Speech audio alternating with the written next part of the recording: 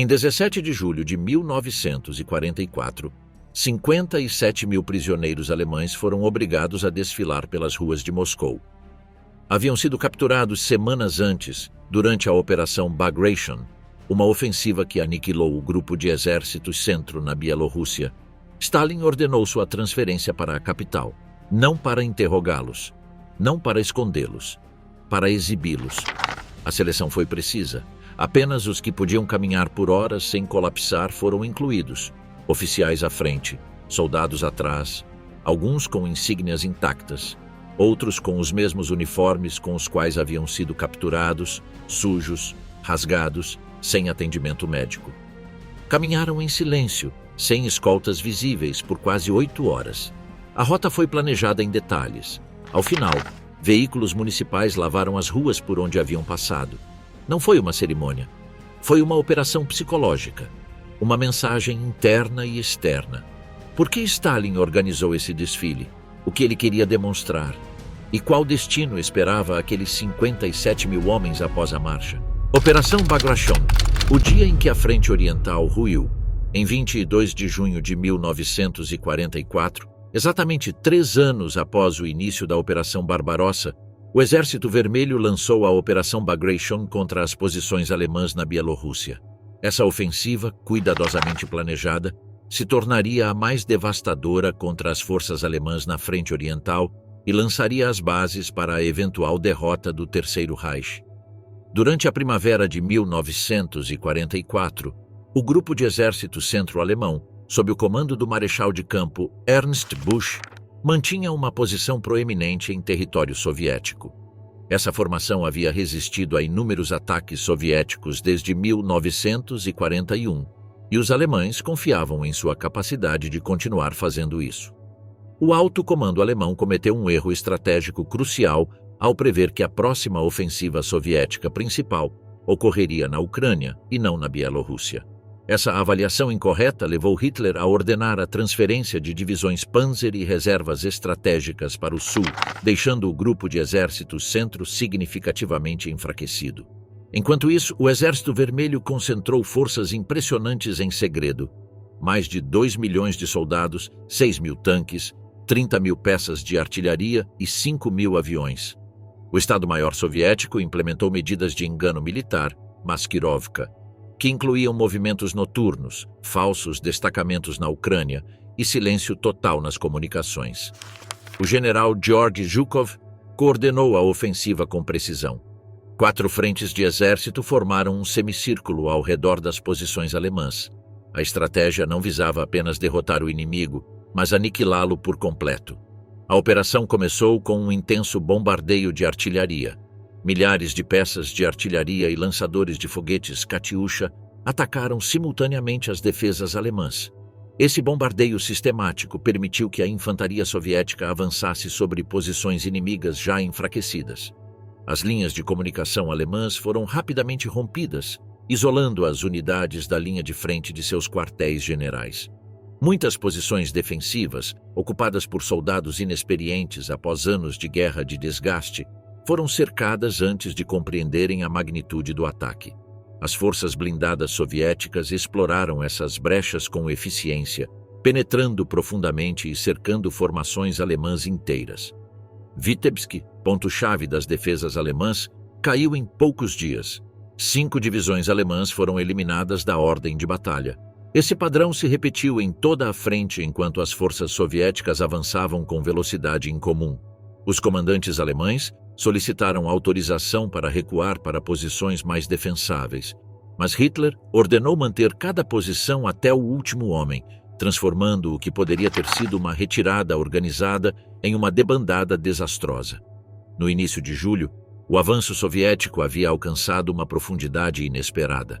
Minsk, a capital da Bielorrússia, considerada uma cidade-fortaleza, foi capturada em 3 de julho. Mais de 100 mil soldados alemães ficaram presos em um grande bolsão a leste da cidade. As perdas materiais foram enormes. Fotografias de reconhecimento mostravam longas colunas de veículos destruídos nas estradas bielorrussas.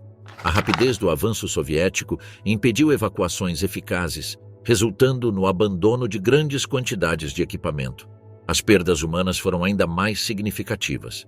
Das 38 divisões que compunham o grupo de exército centro no início do verão, 28 foram completamente destruídas e o restante ficou inoperante. O Marechal de Campo Bush foi removido do comando e substituído pelo Marechal de Campo Model, conhecido por sua capacidade de estabilizar situações críticas, mas nem mesmo ele conseguiu reverter a situação. A derrota provocou um colapso organizacional e psicológico sem precedentes. Oficiais alemães sobreviventes descreveram uma desintegração completa da estrutura de comando. As tropas fugiam sem ordens, abandonando posições e companheiros feridos. Algumas unidades, completamente isoladas, rendiam-se em massa. Para o comando soviético, Bagration superou todas as expectativas. Em 5 semanas, o Exército Vermelho avançou 450 quilômetros, libertando toda a Bielorrússia e parte da Polônia Oriental. A linha de frente se deslocou do interior da Rússia até as fronteiras da Prússia Oriental. Mais importante ainda, a operação destruiu definitivamente o mito da invencibilidade alemã. As consequências estratégicas se estenderam a outras frentes. Hitler foi obrigado a transferir divisões de outros teatros, incluindo a França, onde os aliados haviam desembarcado na Normandia. Esse enfraquecimento das defesas no oeste acelerou o avanço aliado. A Alemanha enfrentava agora uma guerra em 2 frentes sem reservas estratégicas suficientes. Mais de 160 mil soldados alemães foram capturados, incluindo 19 generais. Desses prisioneiros, 57 mil seriam selecionados para um propósito específico: participar de um desfile pelas ruas de Moscou que demonstraria visualmente a derrota alemã. Enquanto o Exército Vermelho continuava seu avanço rumo ao oeste, colunas de prisioneiros marchavam na direção contrária. Atravessavam vilarejos e cidades que haviam ocupado anteriormente, agora como cativos sob os olhos da população soviética. Para esses cidadãos, a visão de soldados alemães derrotados proporcionava a primeira evidência tangível da mudança na sorte da guerra. Os prisioneiros não sabiam que Stalin havia concebido para eles um propósito especial. O líder soviético inverteria o sonho de Hitler de desfilar vitorioso por Moscou, transformando-o em uma marcha da derrota que ficaria gravada na memória histórica. A vingança de Stalin, quando o sonho de Hitler se transformou em ruínas, no verão de 1941, enquanto os tanques alemães cruzavam as fronteiras soviéticas, Adolf Hitler imaginava seu triunfo definitivo, um desfile vitorioso pela Praça Vermelha de Moscou. Os oficiais alemães discutiam informalmente quais unidades liderariam a procissão e quais edifícios soviéticos ostentariam bandeiras nazistas. O próprio Hitler planejava observar esse espetáculo pessoalmente do alto do mausoléu de Lenin. 3 anos depois, enquanto o Exército Vermelho destruía o grupo de exércitos centro na Bielorrússia, Joseph Stalin recordou essas aspirações alemãs. O líder soviético viu uma oportunidade para uma simetria perfeita. Os alemães efetivamente marchariam por Moscou, mas como prisioneiros, não como conquistadores. O que Hitler concebeu como uma exibição de supremacia ariana se transformaria em uma demonstração do poder soviético e da derrota nazista. Essa ideia se desenvolveu na mente de Stalin durante os dias cruciais de julho de 1944. Relatórios constantes sobre o sucesso esmagador da Operação Bagration chegavam ao Kremlin. Os informes detalhavam a destruição de divisões alemãs, a captura de generais e o abandono massivo de equipamento. Mais importante ainda, descreviam colunas de prisioneiros que se estendiam por quilômetros atrás das linhas soviéticas. Esses não eram soldados comuns. Representavam a temida Wehrmacht, que quase havia capturado Moscou, sitiado Leningrado e devastado Stalingrado. Sua humilhação pública serviria a múltiplos objetivos estratégicos simultaneamente. Stalin convocou Lavrenti Beria, chefe do NKVD, para discutir a implementação do que se tornaria a Operação Grande Valsa. O próprio nome carregava uma amarga ironia, uma referência a um popular filme musical americano do pré-guerra. Enquanto o filme retratava a elegante aristocracia vienense, essa operação exibiria alemães derrotados marchando por ruas hostis. O momento se mostrou particularmente oportuno. Em 20 de julho de 1944, um grupo de oficiais alemães liderado pelo coronel Klaus von Stauffenberg tentou assassinar Hitler em seu quartel-general na Prússia Oriental. A bomba matou 4 homens, mas deixou Hitler com ferimentos leves. O fracasso do complô desencadeou uma onda de execuções e expurgos em toda a administração militar e civil alemã. Stalin não viu a tentativa de assassinato como um ato de coragem moral, mas como evidência de fraturas dentro do regime nazista. Enquanto os aliados ocidentais podiam ver os conspiradores como heróis opositores da tirania de Hitler, a perspectiva de Stalin era friamente pragmática. Esses conspiradores não eram revolucionários nem democratas, mas aristocratas conservadores e oficiais militares que tentavam salvar o que restava da Alemanha, eliminando Hitler. Para Stalin, o complô de Stauffenberg representava uma possibilidade preocupante: que a liderança militar alemã derrubasse Hitler, estabelecesse um novo governo e negociasse uma paz separada com os aliados ocidentais, enquanto continuava lutando contra a União Soviética. Tal cenário negaria à URSS seus legítimos ganhos territoriais e influência na Europa do pós-guerra, invalidando o imenso sacrifício do povo soviético. O desfile de Moscou contrariaria essa narrativa, demonstrando que o exército alemão não estava meramente comprometido politicamente, mas derrotado militarmente. Não haveria um novo mito da punhalada pelas costas para que a Alemanha cultivasse após esta guerra, nem alegações de que os exércitos alemães permaneceram invictos no campo de batalha. A evidência visual de soldados da Wehrmacht, sujos, derrotados, marchando sob guarda soviética, atestaria um colapso militar completo. Para consumo interno, o desfile satisfazia uma profunda necessidade psicológica. Os cidadãos soviéticos haviam suportado sofrimentos inimagináveis desde 1941. Cidades destruídas, famílias aniquiladas, economias devastadas. A visão de inimigos capturados proporcionaria uma prova tangível de que o sacrifício levava à vitória, de que a resistência soviética havia superado a agressão alemã. Transformaria relatórios militares abstratos em realidade visível. Stalin instruiu o Pravda e outros meios de comunicação estatais a preparar o público soviético sem revelar detalhes específicos. Os artigos começaram a descrever a justiça histórica que aguardava os invasores nazistas, insinuando uma demonstração sem precedentes do triunfo soviético. Os moradores de Moscou notaram medidas de segurança reforçadas e uma atividade militar incomum, mas não receberam explicações oficiais até pouco antes do evento. A propaganda soviética normalmente se concentrava em narrativas heróicas: soldados valentes, trabalhadores abnegados, cidadãos patrióticos. Essa abordagem seria diferente. O desfile mostraria não a força soviética, mas a fraqueza alemã. Os espectadores seriam testemunhas silenciosas da humilhação inimiga, em vez de participantes ativos da glória soviética. O evento pareceria menos uma celebração e mais uma sentença. A dimensão psicológica se estendia além do próprio desfile. Stalin ordenou que todo o processo fosse documentado, desde a seleção dos prisioneiros até seu transporte para Moscou e seu eventual envio a campos de trabalho. As filmagens seriam editadas para máximo impacto e distribuídas em países aliados e neutros.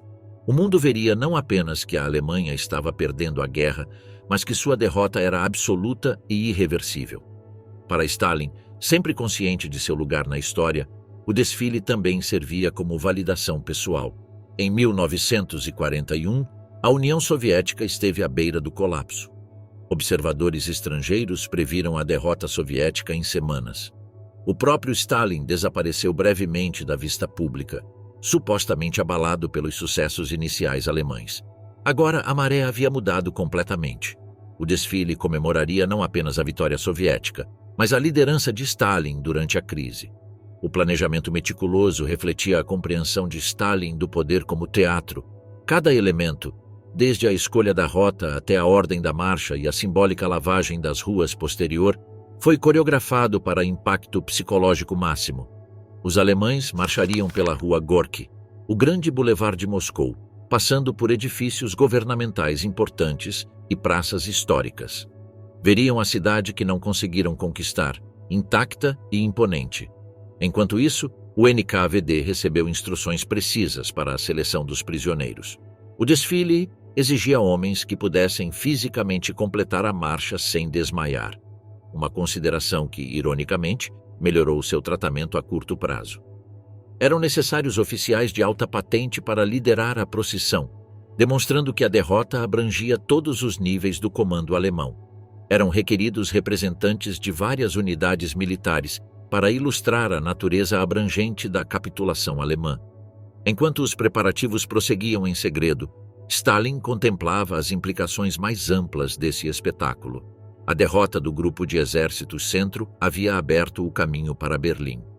As forças soviéticas estavam prontas para entrar na Polônia, Romênia, Hungria e, eventualmente, na própria Alemanha. O equilíbrio de poder estava mudando de forma decisiva, não apenas militarmente, mas diplomaticamente. Na inevitável Conferência de Paz, a URSS falaria de uma posição de força, exigindo reconhecimento de seus sacrifícios e necessidades de segurança. O desfile serviria como prelúdio para essa nova realidade, uma declaração visual de que a União Soviética não seria marginalizada na vitória como havia sido na diplomacia do pré-guerra. Os alemães que um dia pensaram colonizar terras eslavas, considerando-as inferiores, marchariam como cativos por uma capital eslava. Os arquitetos da Operação Barbarossa testemunhariam as consequências de seu erro de cálculo. A visão de Stalin transformou o que poderia ter sido um simples traslado de prisioneiros em uma declaração histórica transcendental. Por meio desse desfile invertido, o sonho de Hitler se tornaria seu pesadelo, e Moscou presenciaria não sua conquista, mas sua vingança. Operação Grande Vals, a coreografia da derrota nazista. A transformação de uma vitória militar em teatro político exigiu um planejamento preciso comparável às operações de combate. Por trás do aparentemente simples conceito de fazer desfilar prisioneiros por Moscou, encontrava-se uma intrincada rede de desafios logísticos, considerações de segurança e cálculos psicológicos. O NKVD, encarregado de implementar a visão de Stalin, abordou a tarefa com sua característica minuciosidade. Lavrenti Beria supervisionou pessoalmente a operação. O primeiro desafio foi selecionar candidatos apropriados entre as centenas de milhares de prisioneiros alemães capturados durante a Operação Bagration. Equipes médicas foram deslocadas para os campos de detenção temporários próximos à frente bielorrussa. Seus critérios eram específicos. Os prisioneiros deviam ser fisicamente capazes de completar uma marcha de vários quilômetros sem colapsar, criando uma ironia não intencional onde os cativos receberam melhor tratamento a curto prazo para garantir sua participação em sua própria humilhação. Os médicos do NKVD realizaram exames, verificando a ausência de ferimentos graves, desnutrição ou doenças infecciosas que pudessem impedir a conclusão do desfile. Dessa seleção inicial, aproximadamente 57 mil prisioneiros se mostraram candidatos adequados, um número calibrado para criar uma impressão visual avassaladora sem se tornar logisticamente incontrolável. O processo de seleção priorizou a diversidade das unidades militares, garantindo representação da infantaria, blindados, artilharia e serviços de apoio. Isso demonstraria que a derrota abrangia toda a Wehrmacht, não apenas formações isoladas. Foi dada atenção especial à captura da estrutura de comando.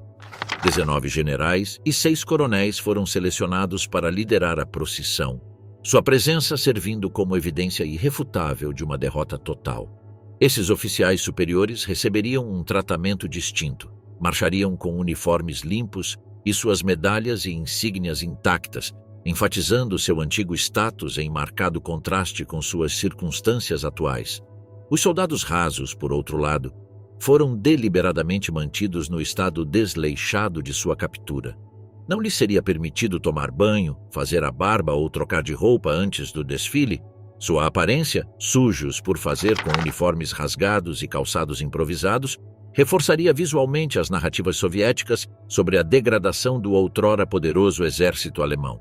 O transporte apresentou o próximo grande desafio: mover 57 mil homens das áreas de detenção na linha de frente até Moscou exigiu um planejamento meticuloso.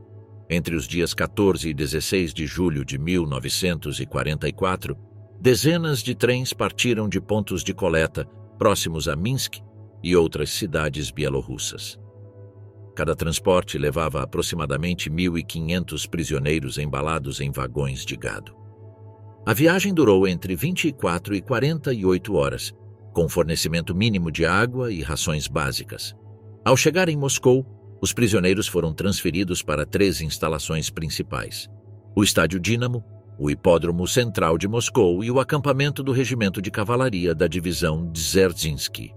Esses locais ofereciam tanto segurança adequada quanto proximidade com a rota planejada para o desfile. Lá, os prisioneiros foram organizados em colunas de marcha com exatamente 600 homens cada, com 20 soldados por fila, dimensões calculadas para maximizar o impacto visual enquanto se mantinha o controle. As preocupações com a segurança dominaram as discussões de planejamento do NKVD. O desfile apresentava múltiplos riscos: tentativas de fuga de prisioneiros, respostas violentas de civis contra os cativos alemães, ou até ataques ao evento por simpatizantes alemães remanescentes. A solução combinou medidas de segurança visíveis e invisíveis. Ostensivamente, oficiais do NKVD montados com sabres desembainhados escoltariam as colunas, seu número reduzido projetando confiança soviética enquanto mantinham controle psicológico. Atrás desse perímetro de segurança visível, havia um aparato muito mais abrangente. Mais de 12.000 oficiais do NKVD à paisana foram posicionados ao longo da rota e entre a multidão. Tropas regulares do exército estabeleceram bloqueios em cruzamentos-chave e rotas potenciais de fuga. Franco-atiradores posicionados nos telhados mantinham vigilância sobre toda a procissão. As autoridades civis de Moscou receberam instruções para reportar imediatamente qualquer comportamento suspeito. A rota do desfile foi escolhida para causar o máximo impacto psicológico. Começando em diferentes pontos de partida, ambos os principais contingentes passariam pelo centro de Moscou seguindo trajetos desenhados para enfatizar a grandeza da cidade e seu estado intacto, sem bombardeios. A rota principal seguia pela estrada de Leningrado até a rua Gorky, passando pela Praça Mayakovsky antes de culminar na estação Kurskaya. A rota secundária atravessava o anel de jardins até a estação Kanatchikovskaya. O horário foi calculado com precisão. O desfile começaria às 11 horas da manhã do dia 17 de julho, quando a luz solar proporcionaria visibilidade ótima e boas condições fotográficas. O ritmo foi estabelecido deliberadamente lento, aproximadamente 2 km por hora, prolongando a exposição dos prisioneiros à vista do público. A hora prevista para o término foi fixada para as 19 horas, criando um espetáculo de dia inteiro sobre a derrota alemã. Uma característica logística distinta surgiu no planejamento pós-desfile. Caminhões-tanque municipais foram programados para seguir os últimos prisioneiros, lavando simbolicamente as ruas. Esse floreio teatral, limpando Moscou da presença alemã, carregava um simbolismo poderoso que a propaganda soviética enfatizaria na cobertura subsequente.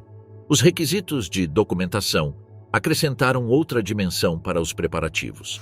As posições de câmera foram exploradas dias antes, com plataformas construídas em pontos de observação estratégicos. Os cineastas soviéticos receberam instruções específicas sobre capturar tanto os rostos alemães quanto as reações civis. Câmeras estáticas documentariam a escala geral, enquanto unidades móveis seguiriam a procissão para captar detalhes em close. A imprensa soviética recebeu orientação cuidadosa sobre a cobertura.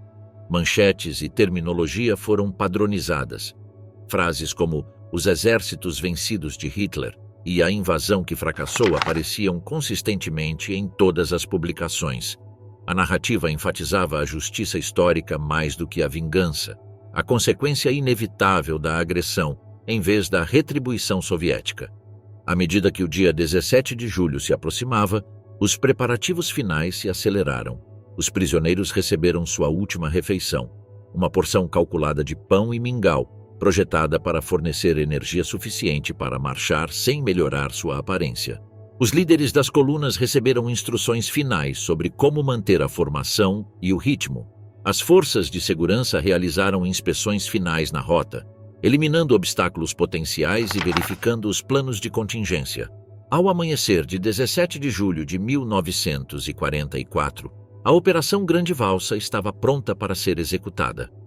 O que parecia para os observadores estrangeiros uma simples exibição de inimigos capturados, escondia meses de planejamento, milhares de pessoas envolvidas e arranjos logísticos complexos. A liderança soviética havia projetado não meramente um desfile, mas uma arma psicológica cuidadosamente coreografada. O Desfile dos Derrotados, 17 de julho de 1944, vergonha na Praça Vermelha. O dia 17 de julho de 1944 amanheceu claro em Moscou.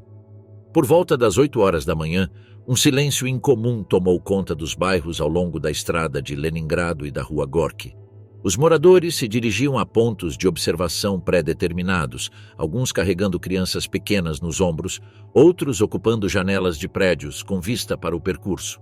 A polícia militar posicionava-se nos cruzamentos, redirecionando o tráfego habitual e estabelecendo perímetros. No hipódromo de Moscou, os protagonistas do dia reuniam-se sob forte vigilância. 19 generais alemães e 6 coronéis formavam uma única fila, com uniformes limpos, medalhas e insígnias polidas. Atrás deles estendiam-se coluna após coluna de soldados rasos e oficiais subalternos, aproximadamente 42 mil no contingente principal, organizados em formações de 20 homens de largura. Sua aparência contrastava marcadamente com a de seus comandantes. Rostos por fazer a barba, uniformes rasgados, calçados improvisados, membros enfaixados e o olhar perdido característico dos derrotados. Um segundo contingente de cerca de 15 mil prisioneiros reunia-se simultaneamente na Praça Mayakovsky, designado para seguir o Anel dos Jardins. Juntos, esses 57 mil homens constituíam a maior exibição de forças inimigas capturadas na história militar moderna. Às 11 horas em ponto, o coronel-general Pavel Artemiev, comandante do Distrito Militar de Moscou, deu o sinal. O desfile começou com uma quietude surreal que o distinguia das tradicionais exibições militares soviéticas. Nenhuma música marcial acompanhava os marchantes. Nenhum locutor narrava sua passagem. Nenhum avião fazia demonstrações aéreas. Os únicos sons eram botas sobre paralelepípedos, tosses ocasionais e o murmúrio ambiente de dezenas de milhares de espectadores mantendo um silêncio coletivo e disciplinado. Os generais lideravam o cortejo, seus rostos revelando diversas respostas às suas circunstâncias. Alguns mantinham uma postura militar rígida, outros mostravam ódio sem disfarces, poucos apresentavam sinais de colapso físico ou psicológico. O tenente-general Vinzenz Müller, comandante interino do 4º Exército Alemão capturado em Minsk, marchava com o olhar à frente, o rosto uma máscara impassível.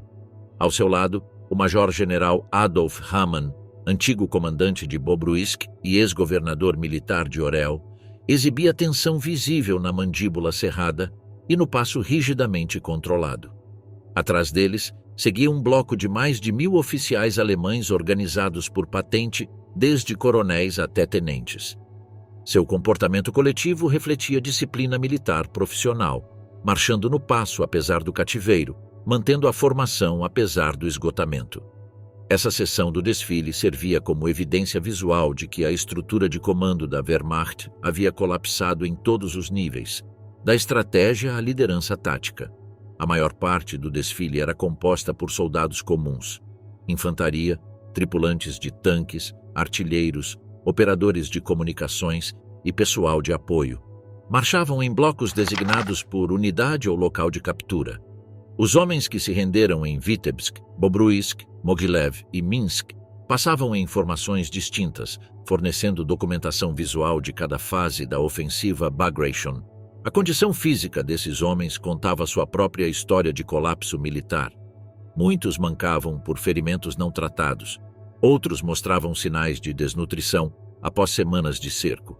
Alguns usavam bandagens improvisadas manchadas de sangue ou pus. Seus uniformes, outrora símbolo da precisão militar alemã, pendiam em farrapos ou exibiam a lama e a fuligem da rendição no campo de batalha. O mais impactante eram suas expressões. Cinegrafistas soviéticos posicionados estrategicamente ao longo da rota capturavam closes de rostos que revelavam o impacto psicológico da derrota absoluta. Alguns marchavam com o olhar baixo, evitando encontrar os olhos dos cidadãos soviéticos. Outros mantinham expressões desafiadoras, mandíbulas cerradas e olhares ardendo com ódio não extinto. Muitos exibiam o olhar vazio de homens cuja identidade militar havia colapsado por completo. Para os prisioneiros alemães obrigados a marchar por ruas hostis, a experiência marcou um profundo ponto de inflexão psicológico. O soldado Bernhard Braun, um infante de 22 anos capturado perto de Minsk, descreveria posteriormente: caminhávamos pelas bordas da coluna, olhando para os moscovitas e eles nos olhavam. Me perguntei: estou me sentindo humilhado? Provavelmente não. Coisas piores acontecem na guerra. Estávamos acostumados a cumprir ordens. Então, enquanto caminhávamos pelas ruas de Moscou, simplesmente cumpríamos as ordens de nossos escoltas. Este distanciamento emocional, um mecanismo de defesa psicológico, apareceu em múltiplos relatos de sobreviventes. O ex-cabo da Wehrmacht, Karl Schweitzer, recordava: não senti nada durante a marcha.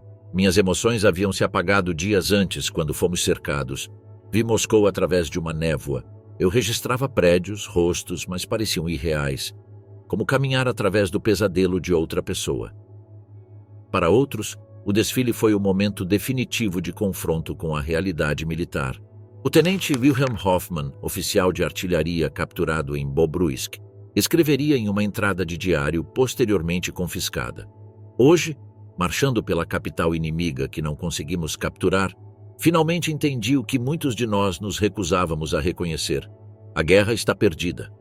Olhem como nos observam, não com ódio, mas com a tranquila confiança de eventuais vencedores.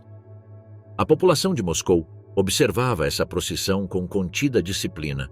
Não havia aclamações como poderia acontecer durante celebrações de vitória. Não se lançavam objetos. Nenhuma onda de emoção vingativa interrompia o procedimento. Em vez disso, a multidão mantinha um silêncio estudado que multiplicava o impacto psicológico do espetáculo. Do lado soviético, as reações também eram complexas. Romanchenko, então um adolescente que havia perdido o pai em Stalingrado, recordava a contenção coletiva. Observávamos os alemães muito de perto, em meio a um silêncio pétreo. Ninguém dizia uma palavra, nem eles nem nós. Era como se estivéssemos estudando espécimes de outro mundo. Esses homens diminuídos que haviam causado tanto sofrimento. Procurei monstros, mas só vi soldados derrotados. Essa ausência de catarse esperada apareceu em múltiplos relatos civis. Ekaterina Mikhailovna, uma operária cuja casa na Ucrânia havia sido destruída durante a ocupação alemã, descreveu sua surpresa. Vim esperando sentir reivindicação até ódio. Em vez disso, senti algo inesperado. Uma satisfação oca. Esses homens arrastando-se em uniformes sujos pareciam patéticos mais do que malignos. Para outros, o desfile proporcionou o encerramento emocional buscado. Dmitry Voronov, um veterano do Exército Vermelho que havia perdido a perna durante a Batalha de Moscou em 1941, percorreu toda a cidade de muletas para presenciar o espetáculo. Quando os vi, especialmente os oficiais que haviam planejado nossa destruição, algo se assentou em minha alma. O círculo se completou. Não aplaudi nem amaldiçoei. Apenas assenti, pensando: isto é justiça. Os guardas do NKVD responsáveis por escoltar os prisioneiros experimentaram suas próprias reações conflitantes. O tenente júnior Pavel Klimov, designado para a escolta montada, escreveu em uma carta privada: fomos instruídos a manter absoluta compostura, não mostrar nem emoção nem fraqueza. No entanto, observar esses antigos invasores arrastarem-se por nossa capital, homens que teriam atirado em mim sem hesitar meses atrás, exigiu extraordinária autodisciplina. Cada instinto gritava por vingança pessoal, mas nossas ordens eram realizar essa tarefa com frio profissionalismo. Entre essas perspectivas opostas surgiram raros momentos de inesperada conexão humana. Zinaida Petrova, uma professora moscovita cujo irmão morreu defendendo Leningrado, recordava uma interação fugaz. Um jovem soldado alemão tropeçou bem na minha frente. Sem pensar, fiz um pequeno gesto indicando que ele devia se endireitar antes que os guardas notassem. Ele levantou o olhar, nossos olhos se encontraram brevemente e algo tácito passou entre nós. Um reconhecimento momentâneo de humanidade compartilhada em meio ao ódio engenheirado. Depois a coluna se moveu e ele desapareceu para sempre. A coreografia da marcha criava uma procissão que parecia interminável tanto para os participantes quanto para os observadores. Durante quase 8 horas, as colunas de alemães capturados deslocaram-se pelos distritos centrais de Moscou. Uma manifestação física da derrota, medida não em minutos, mas em horas, não em centenas, mas em dezenas de milhares. Em cruzamentos-chave, fotógrafos e cinegrafistas soviéticos capturavam vistas panorâmicas da procissão estendendo-se por quilômetros. Essas imagens, destinadas à distribuição mundial, transmitiam a escala das perdas alemãs de forma mais eficaz do que qualquer despacho escrito ou relatório radiofônico. A própria rota intensificava a humilhação simbólica. Os prisioneiros marchavam passando por monumentos associados ao poder e à resistência soviéticos. Prédios governamentais que continuavam operando apesar da invasão alemã, instituições culturais que preservavam o patrimônio russo e bairros residenciais não bombardeados que demonstravam a defesa bem-sucedida de Moscou. O trajeto os levava por zonas onde, 3 anos antes, os moscovitas haviam cavado trincheiras antitanque e construído barricadas em desesperada preparação para a chegada alemã. A segurança permanecia quase invisível, embora onipresente. Oficiais montados do NKVD com sabres desembainhados forneciam a única escolta visível, mantendo uma proporção de aproximadamente um guarda para cada 100 prisioneiros. Essa segurança mínima e visível transmitia suprema confiança no controle soviético, enquanto destacava a impotência alemã. Por trás dessa fachada, milhares de agentes de segurança à paisana mantinham vigilância a partir da multidão e de edifícios adjacentes. À medida que a tarde avançava para a noite, o desgaste físico dos marchantes tornava-se cada vez mais evidente. Homens que começaram a marcha com postura militar gradualmente se curvavam de exaustão. Alguns desabavam e eram levados para o lado por seus companheiros prisioneiros. A água era fornecida com moderação, deliberadamente insuficiente para aliviar a sede no calor do verão. Por volta das 17 horas, as colunas iniciais começaram a chegar a seus destinos. A estação Kurskaya para o contingente principal, a estação Kanatikovo para o grupo secundário. Lá, trens de carga com vagões para gado aguardavam para transportá-los a campos de trabalho por toda a União Soviética. O processo de embarque foi realizado de forma eficiente, porém sem pressa, garantindo que os residentes de Moscou que voltavam do trabalho pudessem observar essa fase final da humilhação alemã. A conclusão do desfile apresentou um último toque simbólico. À medida que os últimos prisioneiros deixavam cada trecho da rota, caminhões-tanque municipais começavam imediatamente a lavar as ruas. Essa limpeza teatral, lavando a presença física do inimigo, carregava um poderoso significado simbólico para os cidadãos soviéticos. Visualizava a eliminação da contaminação alemã do solo sagrado soviético, um ritual de purificação executado antes da devolução das ruas ao seu uso normal. Às 19 horas, a operação foi oficialmente concluída. O último prisioneiro alemão embarcou em um trem de transporte com destino ao interior soviético. O coronel-general Artemiev assinou a ordem de encerramento. A Rádio Moscou anunciou que a demonstração de justiça havia terminado. A cidade retornou às suas rotinas noturnas com um ar de satisfação coletiva, testemunhas de uma retribuição histórica executada com meticulosa coreografia. Após a marcha, gulags, esquecimento e a morte lenta do exército alemão. O espetáculo teatral de 17 de julho de 1944 concluiu-se com um ato final invisível para os cidadãos de Moscou. Ao cair da noite, os últimos prisioneiros alemães desapareceram em vagões de gado nas estações Kurskaya e Kanatikovo. As portas foram fechadas com estrondo, os ferrolhos trancados com estalidos pesados e as locomotivas a vapor ganharam vida. Para esses 57 mil homens, o desfile em Moscou não marcou o fim de seu calvário, mas apenas um interlúdio público em uma jornada muito mais longa pelo vasto sistema penal soviético. Os trens partiram rumo ao leste sob o manto da escuridão. Seus destinos permaneciam classificados, conhecidos apenas pelos oficiais do NKVD que supervisionavam os transportes. Essas viagens duravam dias, às vezes semanas, cruzando os montes Urais em direção à Sibéria, desviando-se ao sul rumo ao Cazaquistão, ou continuando até o extremo oriente soviético. Os apertados vagões de gado comportavam entre 80 e 100 prisioneiros cada um, obrigando os homens a se revezarem entre ficar em pé enquanto outros se sentavam ou se deitavam no espaço limitado do chão. O calor do verão transformava esses compartimentos metálicos selados em fornos móveis. As rações de água, deliberadamente minimizadas para reduzir as necessidades sanitárias, eram insuficientes contra a desidratação. A disenteria se espalhava rapidamente entre corpos enfraquecidos. Homens que haviam sobrevivido ao combate, ao cerco, à captura e ao desfile em Moscou sucumbiam agora a essas condições primitivas. Quando os trens paravam brevemente, os guardas do NKVD removiam cadáveres, registrando as mortes em cadernos padronizados sem nomes, apenas números, reduzindo o inventário do transporte.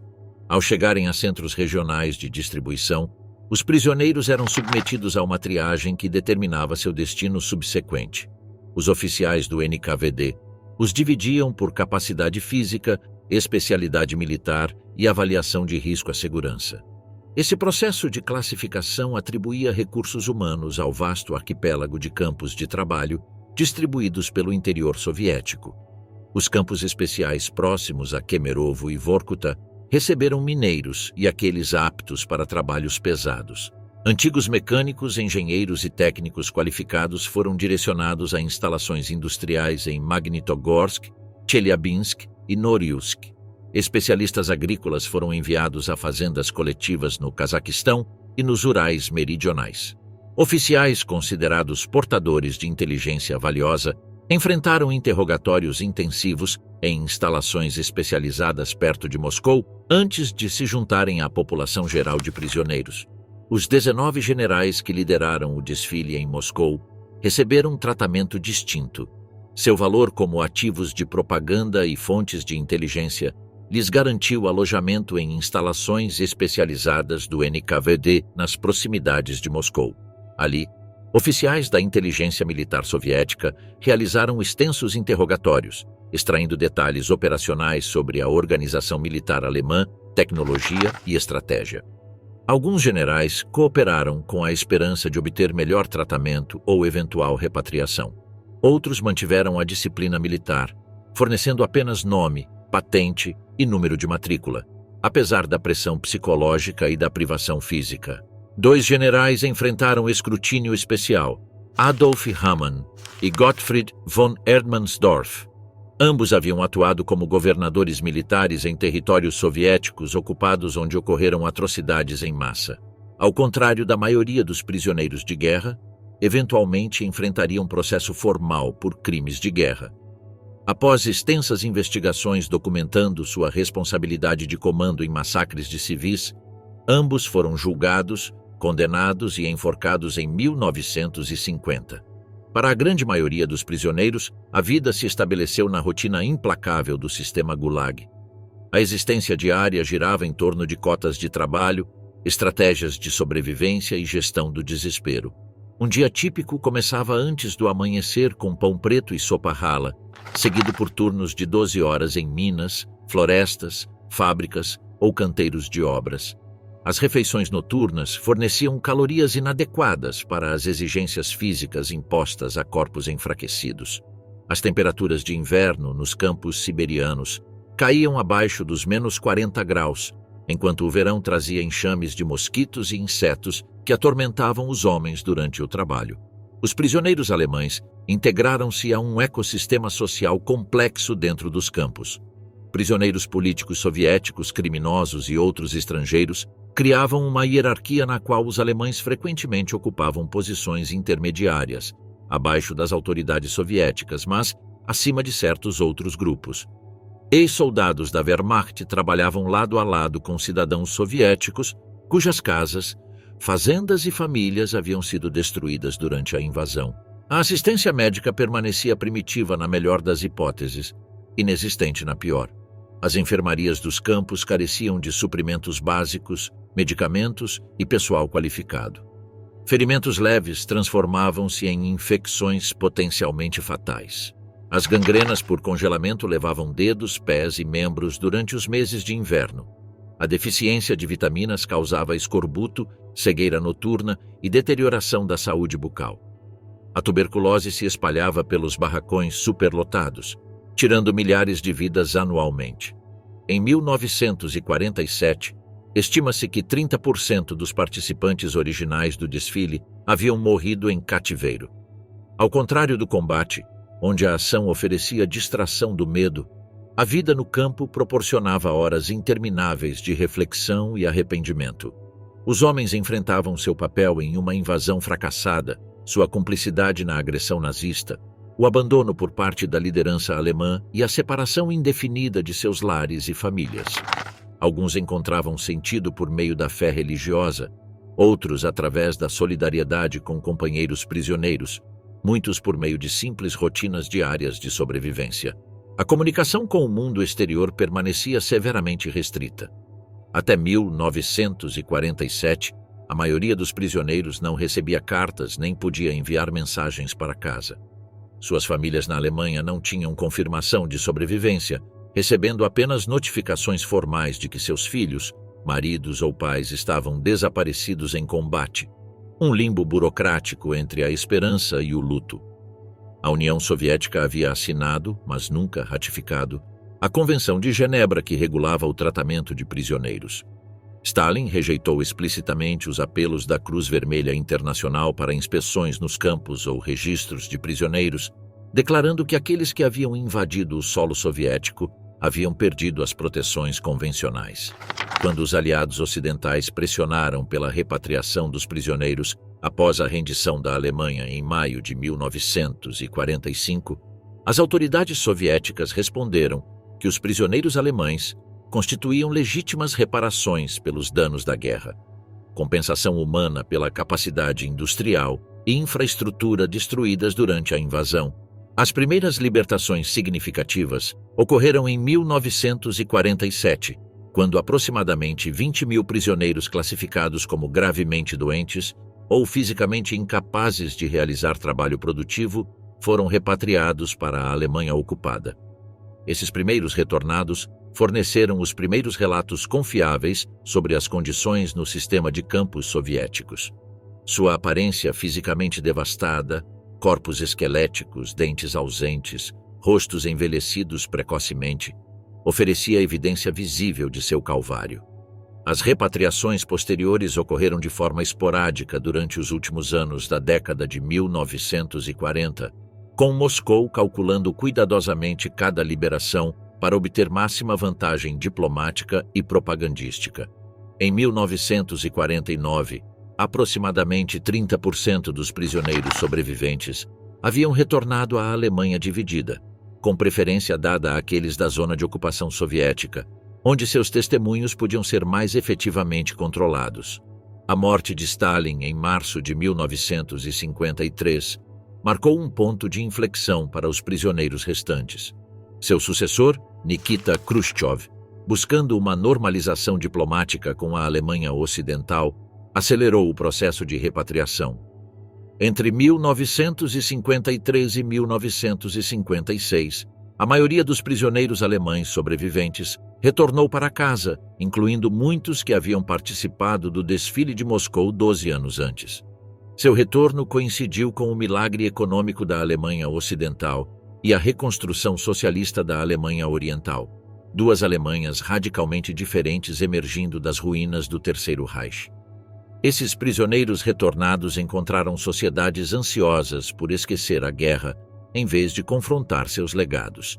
Na Alemanha Ocidental, a recuperação econômica e as realidades da Guerra Fria desencorajavam o exame da culpa da Wehrmacht ou do sofrimento soviético.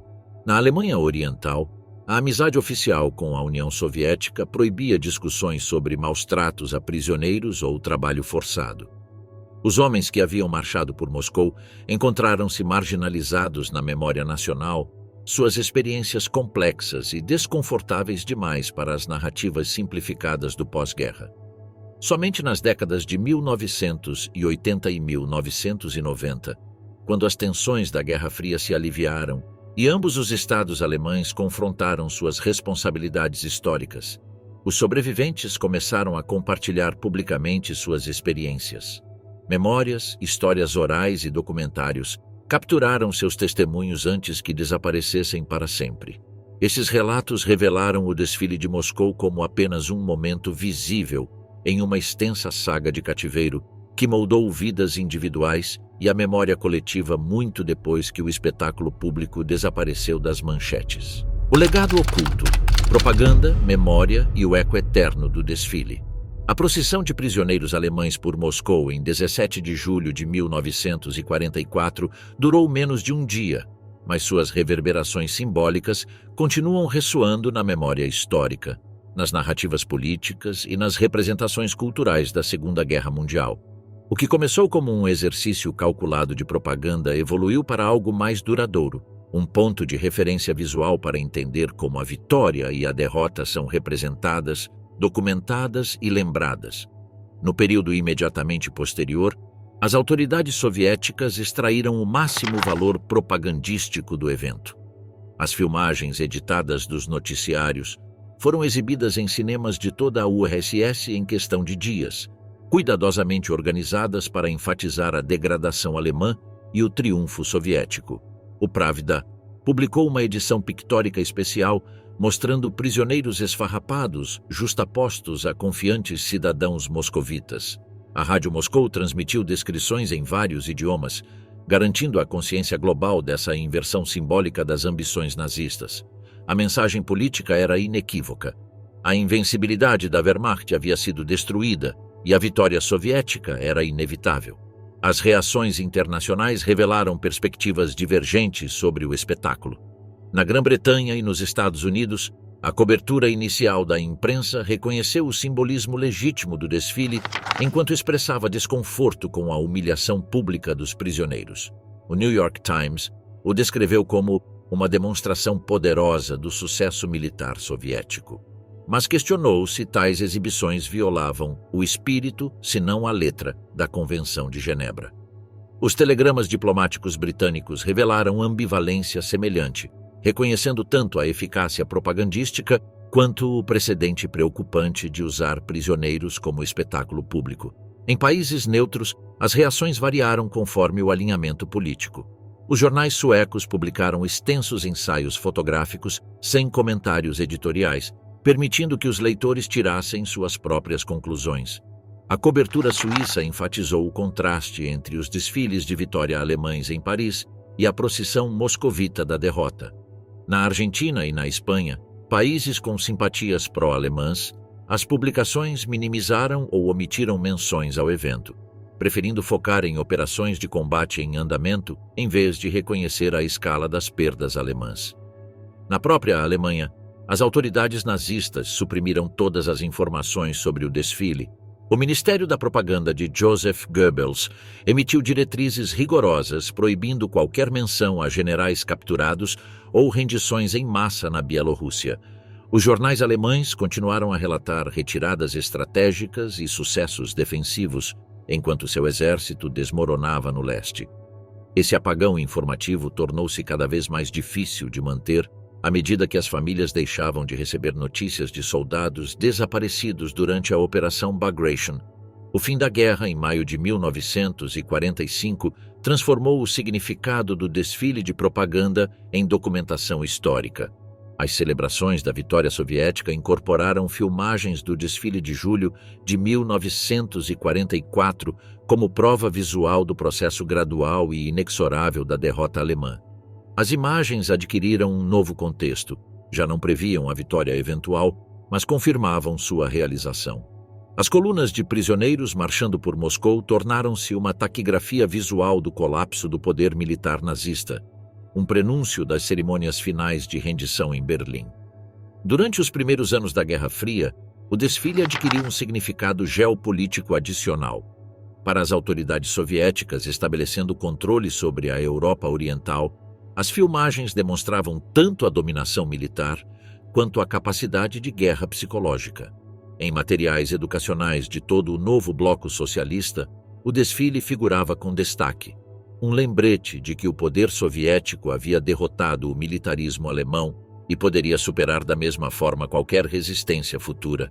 Estudantes poloneses, tchecoslovacos, húngaros, romenos e alemães orientais assistiam às filmagens nas aulas de história, absorvendo sua lição sobre as consequências de desafiar a autoridade soviética. Na Alemanha Ocidental, perspectivas evolutivas sobre a guerra complicaram as respostas às imagens do desfile. As narrativas iniciais do pós-guerra enfatizavam o vitimismo alemão mais do que a agressão, focando em bombardeios aliados, expulsões de territórios orientais e maus-tratos a prisioneiros. O desfile de Moscou, com sua evidência visual de derrota e desonra da Wehrmacht, contrariava essas narrativas de sofrimento alemão. Consequentemente, historiadores e comentaristas da Alemanha Ocidental geralmente evitavam ou minimizavam a discussão do evento até a década de 1960, quando gerações mais jovens começaram a confrontar mais diretamente as responsabilidades da era nazista.